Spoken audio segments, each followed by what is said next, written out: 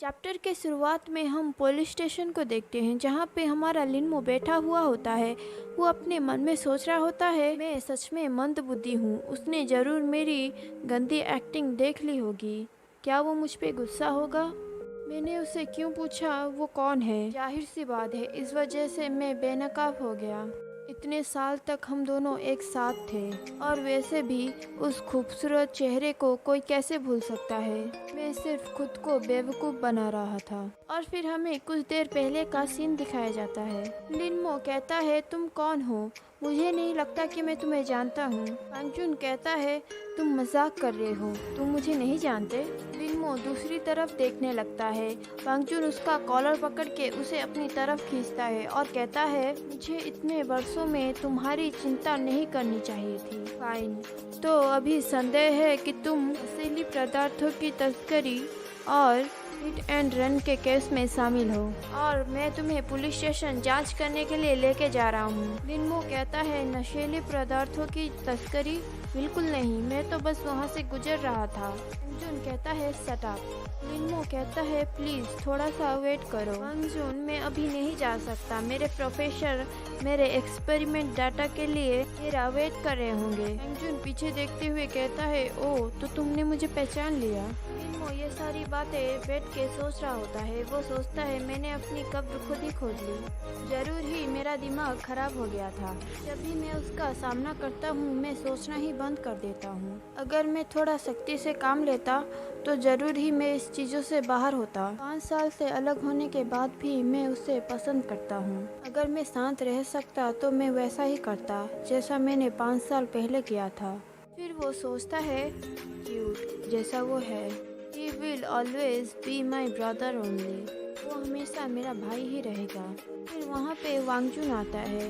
वांगजुन पूछता है, फाइलों के अनुसार तुम बायोलॉजी में प्रमुख हो। तुमने एक्टिंग करना कब सीखा? लिनमो कहता है, मैंने नहीं सीखा। वांगजुन कहता है, तुम अपना एक्टिंग को कंटिन्यू क्यों नहीं कर रहे? तुमने लगभग मुझे बेवकूफ़ बना ही दिया था।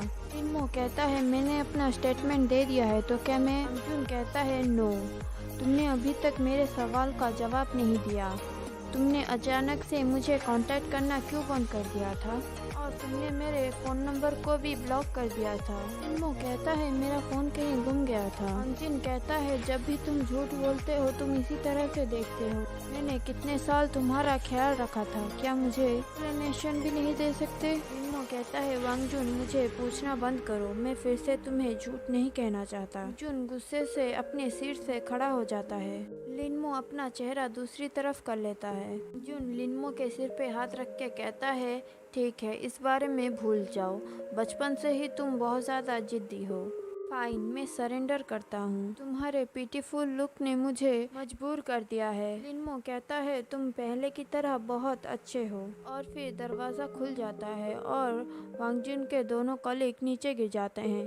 शायद वो दोनों कान लगा के दरवाजे से बातें सुन रहे थे। और तभी वांगजुन का कलीग लिनमो के फोटो फ्रेम को अपने हाथ में लेके कहता है, हम सिर्फ आपके भाई के बारे में जानने के लिए उत्सुक हैं। वांगजुन तस्वीर को छीनते हुए कहता है, तुम लोगों ने अगर उसे डराया तो मैं तुम्हारी जान ले लूँगा। वहाँ पे जो लड़की थी वो कहती है, तुम तो बहुत ही ज़्यादा हैंडसम हो, तुम्हारे भाई की तरह दिखावटी नहीं हो। और दूसरा कलीग कहता है, तुम दोनों तो दिखने में कितने ज़्यादा हैंडसम हो, मुझे जेलस फील हो रहा है। वांगजुन कहता है, जो मैंने कहा वो तुमने सुना?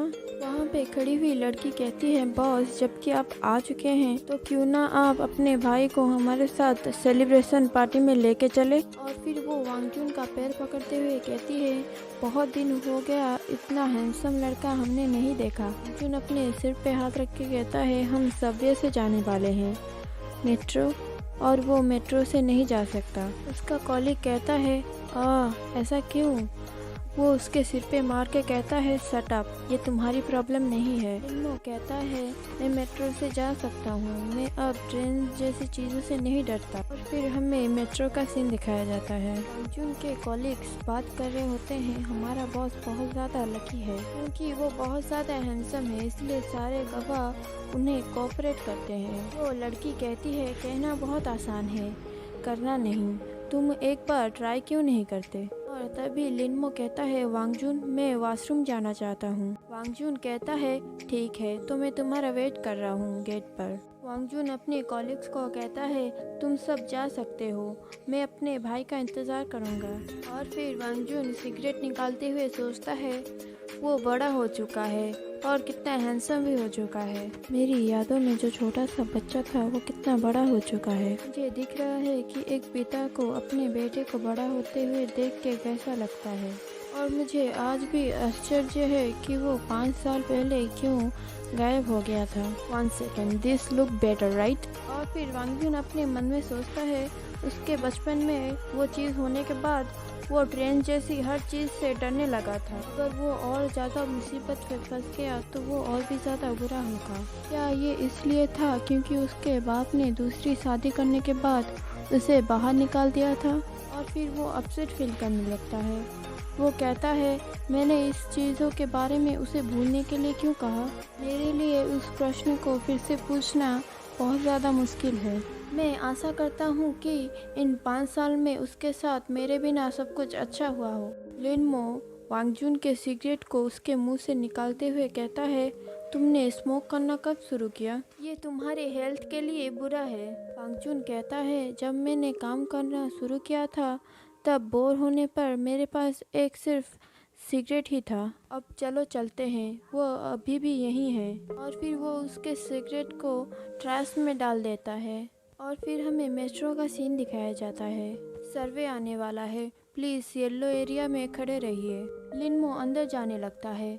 वांगजुन उसका हाथ पकड़ते हुए कहता है, अच्छा होगा कि हम दोनों टैक्सी में चले जाएं। क्या तुम्हें सच में सही महसूस हो रहा है? लिनमो कहता है, अगर मुझे डर लगेगा तो मैं तुम्हारा हाथ पकड़ लूँगा। वांगजुन ने बचपन में लिनमो को कहा था कि अगर तुम्हें डर लग रहा है तो तुम मेरा हाथ पकड़ लेना। लिनमो कहता है, ठीक है। राइट में खड़ा हुआ आदमी कहता है, डोर क्लोज होने वाला है तो प्लीज़। और फिर लिनमो वांगजुन को खींचते हुए अंदर ले जाता है। वांगजुन कहता है, हम दोनों मैन हैं। और वो अपने मन में सोचता है, ये बहुत ज़्यादा अजीब लग रहा है। दोनों के पीछे में लड़कियां उन दोनों को देख के कुछ बात कर रही होती हैं। वो वांगजुन के पास आते हुए कहता है, वांगजुन। और फिर वो उसके कंधे पे सर रख के सोने लगता है।